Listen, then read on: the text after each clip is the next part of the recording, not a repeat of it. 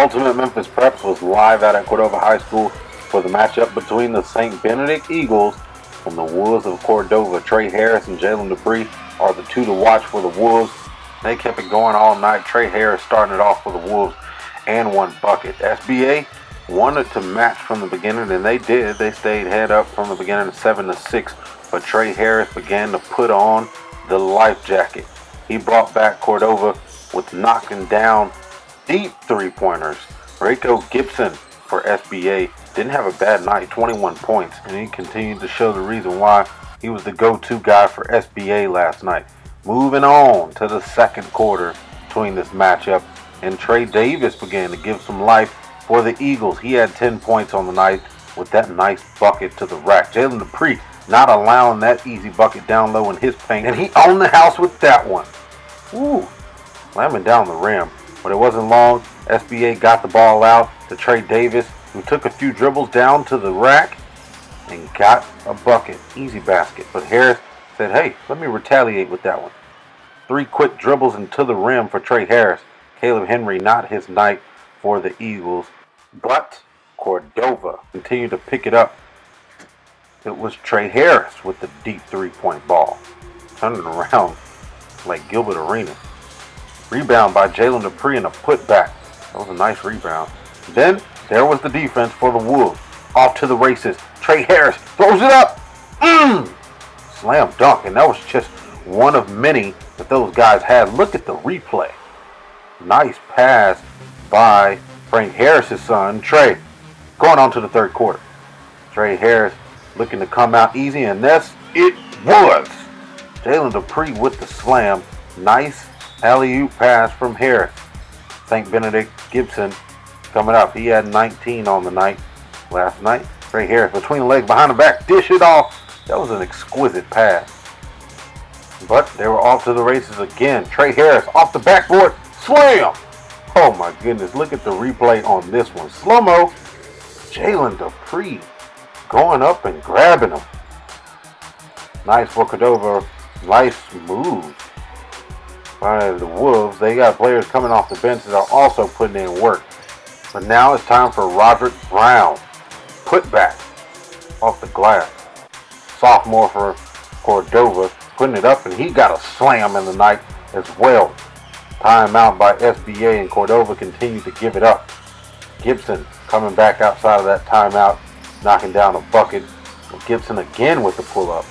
He wasn't going home too easy for the Eagles. Trey Harris. Wow. Deep ball. And it's a knockdown. You might as well turn around. If he's putting it up, it's going in. Gibson. Once again, we're going off to the fourth quarter. This was the last chance for SBA to redeem themselves versus the number 2 team in the city. Rico Gibson came out.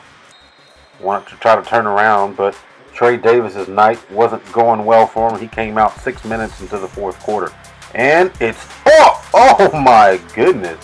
Please slow-mo that one. LeBron James Jr. This guy can get up and fly. Following that, the Eagles going down low in the paint for the and one. And then Caleb Henry with the 3-point basket. But a little bit too late, and this summed up the night for the Wolves.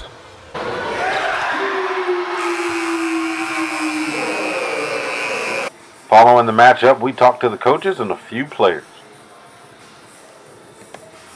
SBA going down by quite a few points, but Caleb Henry with us had north of 20 points his previous game, but tonight couldn't get the job done over Cordova. What was it specifically that those guys did that you guys couldn't overcome? All work.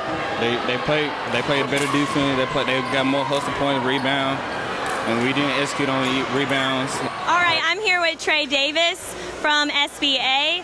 What are your thoughts playing a team like Cordova, who is number 2 in Memphis right now? I think not being ranked and having players that's overlooked and underrated and coming in and playing a number 2 team from last year, not even making it to the second round, it's going to make us better in the long run. And we still got players that haven't even came back, so I think it's going to make us better. You had 20 points at halftime, and you guys are ranked number 2 in the city. What is it that keeps you guys going? I think it's that we play as a team and that we commit to the defensive end. And no matter if our shots not falling, we're not going to let you score with ease either. Penny Hardaway was here in the gym tonight. They're ranked #1 in the city. What do you have to say to East High School, saying that you're coming off a 40-plus point win against Saint Benedict? I mean, rankings don't mean nothing to me. You know, they can be #1, we can be #2. I'm just ready to play them, you know what I'm saying? I think this game right here is going to set a tone for the season. I mean, we've been working hard all year to get ready, and we got one goal in this state. That's all we're looking for. And I told them if they score, if they reach 52 points for the game, that our next practice would be one to remember. You know, so to give them a little motivation and. He's the best coach in the world. I'm saying it right now. Give him Coach of the Year right now, Terrence Scales. What do you think about that, Coach? It seems like you got a supportive crew here. Hey, that's Coach Hearn. That's my guy right there. That's the energy guy right there. The most reliable TV network for high school sports is Ultimate Memphis Preps.